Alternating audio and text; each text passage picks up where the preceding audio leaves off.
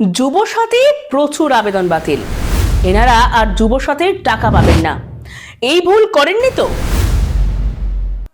10 দিন ধরে চলছে রাজ্যের সমস্ত জায়গায় যুবসাথী প্রকল্পের ফর্ম ফিল আপ। অনলাইন ও অফলাইন মিলিয়ে ইতিমধ্যে লাখ লাখ আবেদন জমা পড়েছে।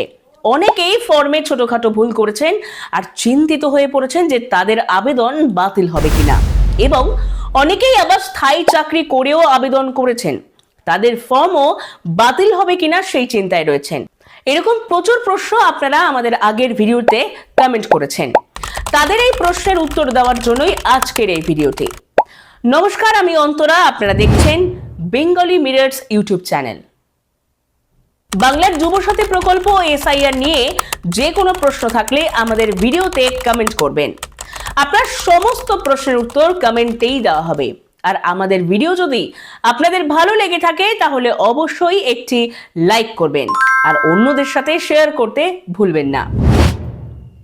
এই কদিনে কয়েক লাখ আবেদন জমা পড়েছে, আর অনেকেই আবেদন জমা দেওয়ার পর থেকেই বারবার স্ট্যাটাস চেক করছেন। তাদের জেনে রাখা উচিত যে আগামী 26 তারিখ পর্যন্ত আবেদন জমা পড়বে। এই তারিখ আরো বাড়ানো হতে পারে, তবে এখনো কোনো অফিসিয়াল আপডেট কিন্তু নেই। তবে এখন পর্যন্ত যারা আবেদন করেছেন তাদের স্ট্যাটাস 26 তারিখের পর থেকেই দেখা যাবে। অনলাইনে যারা আবেদন করেছেন তাদের স্ট্যাটাস দেখা গেলেও আবেদন গৃহীত হয়েছে কিনা সেটি কয়েকদিনের মধ্যেই জানা যাবে। আর যারা অফলাইনে জমা করেছেন তাদের সকলের ফর্ম এখনো আপলোড করা হয়নি, তাই এখন সকলের স্ট্যাটাস দেখা যাবে না। চিন্তা না করে একটু ধৈর্য রাখুন, অপেক্ষা করুন। এবার জেনে নিন কাদের আবেদন বাতিল হতে পারে। অনেকেই স্থায়ী চাকরি করার পরেও এই প্রকল্পে আবেদন করেছেন।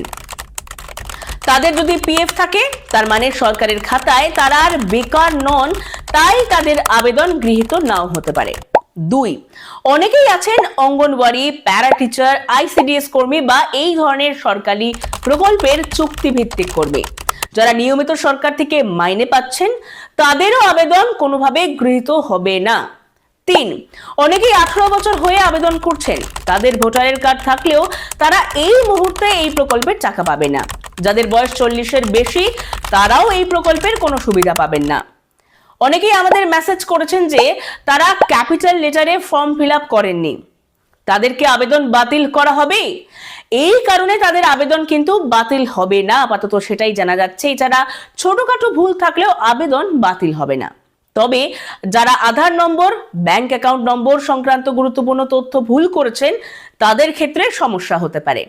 এছাড়া পরপর আপডেট আসছে, ধীরে ধীরে সব জানা যাবে। আপনাদের কোনো প্রশ্ন থাকলে কমেন্টে করুন, এবং পরবর্তী ভিডিওতে আরো আপডেট নিয়ে আসছে। চ্যানেলটি সাবস্ক্রাইব করুন। ধন্যবাদ সকলকে।